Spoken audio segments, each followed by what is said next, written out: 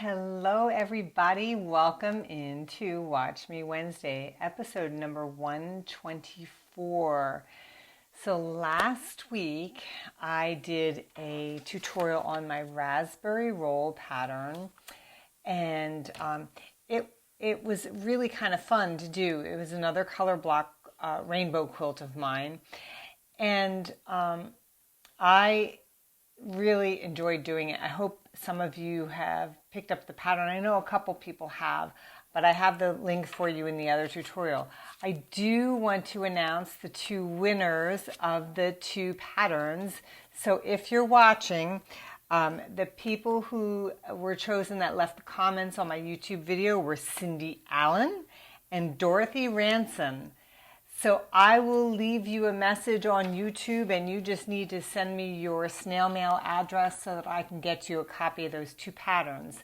So hi everybody, welcome in.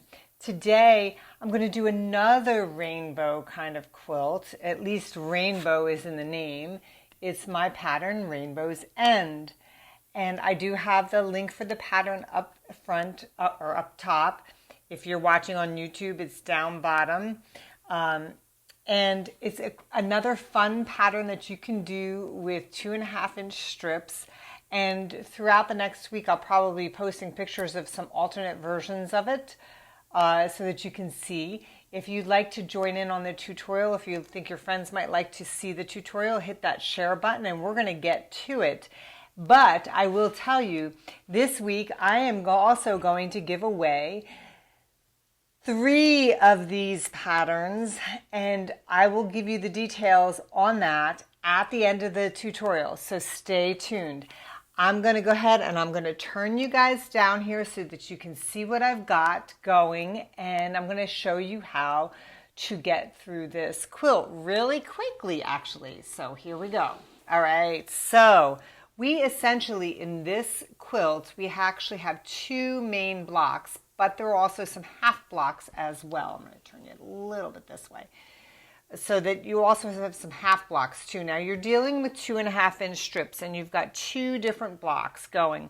The first set of blocks, you're going to be cutting your 2.5-inch strips into rectangles, and there's going to be 6 rectangles on either side of the block. It is an actual rectangular block too.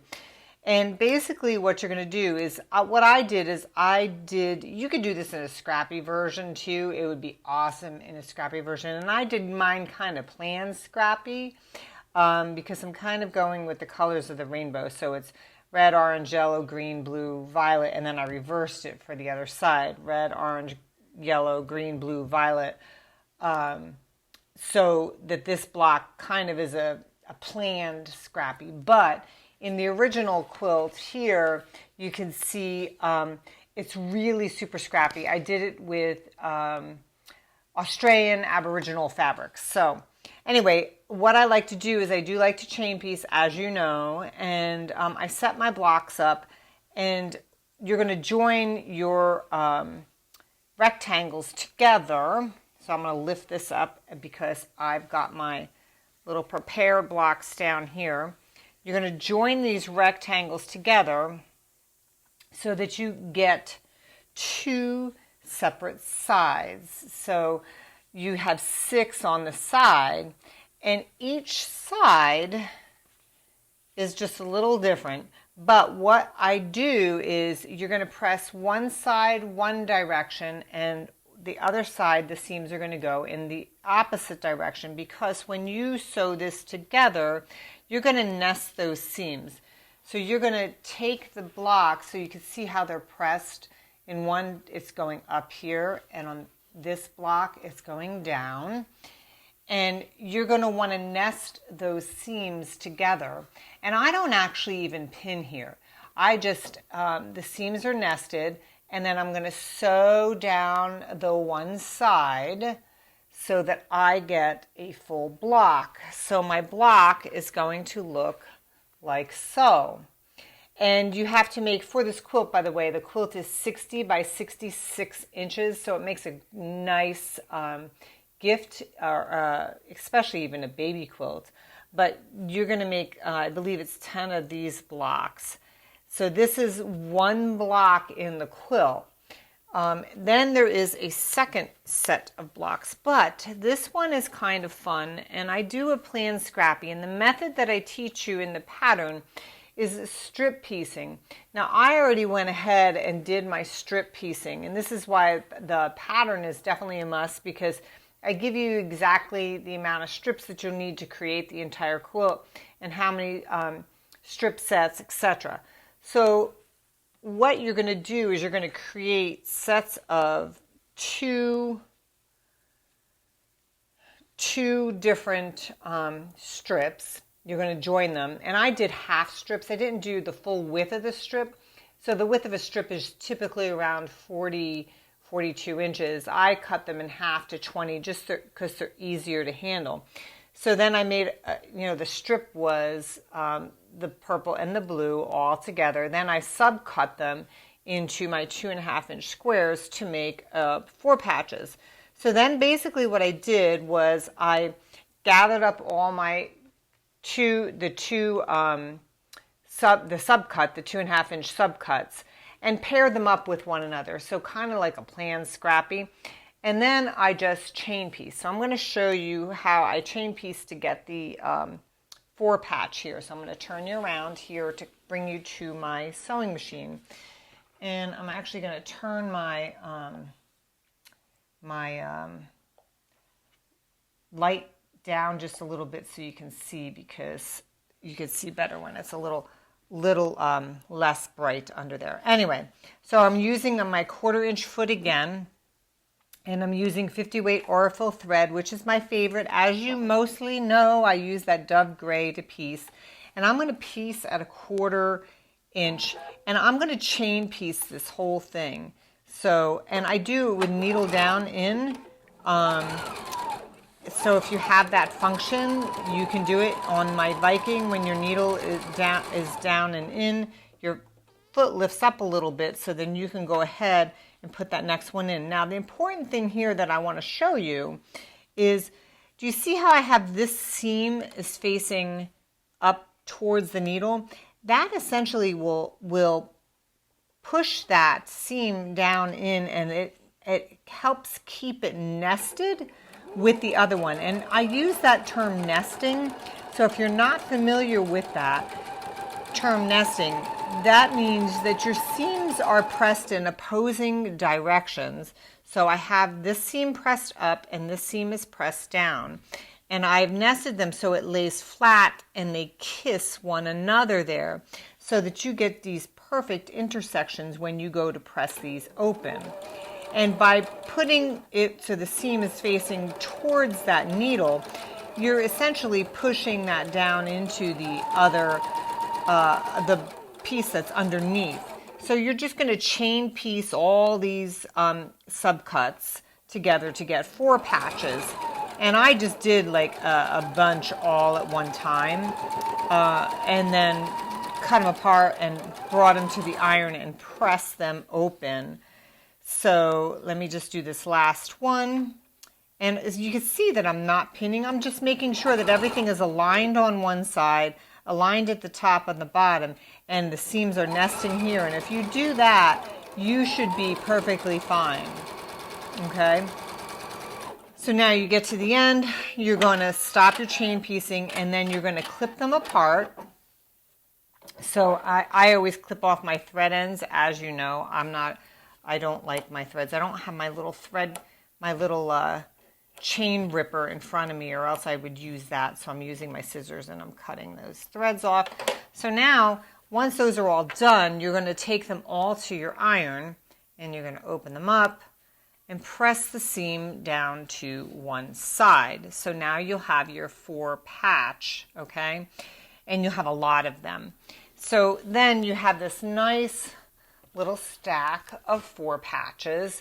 And what I did is I went through, and I, of course, again, it's a little more plan Scrappy again, but I went and I laid down my 4 patches in a pleasing order that I like to see. And then you're going to join them again, kind of like we did the first block. You're going to, right sides together. You're going to join these 2, and then you're going to press it open. And then once that's pressed open, you're going to flip them right sides together again and join those and do the same with the other side.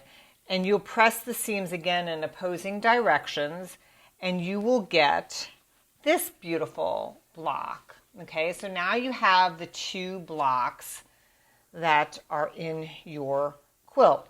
Then what happens is there is sashing and cornerstones as well in the quilt. So so this particular version I'm going to do with black sashing. So you're going to cut your sashing, and I tell you exactly how many to cut in the quilt.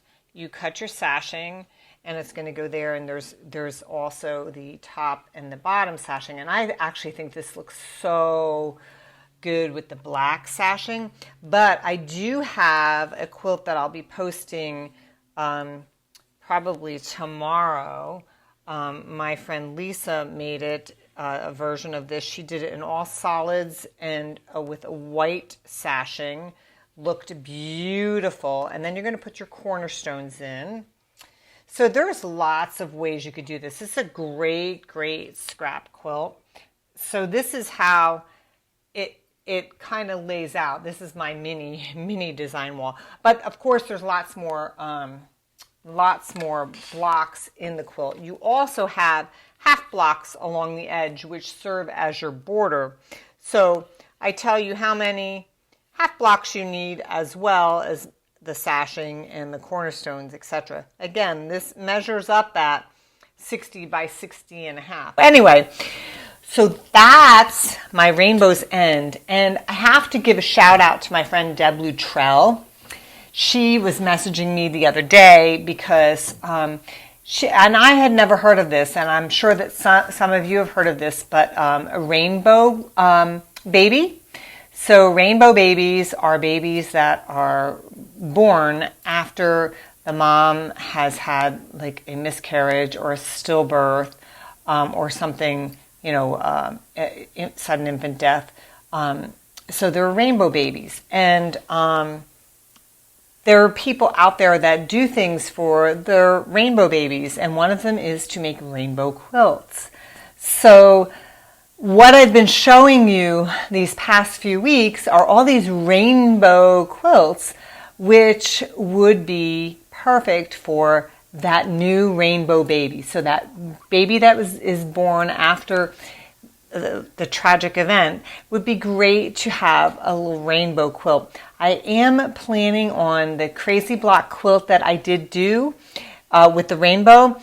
I am planning on writing that as a pattern so that you all have it, and I will be writing it in different size formats. So because the one that I did was rather large, but you can make it large if you want to. So I'll do them in a smaller format.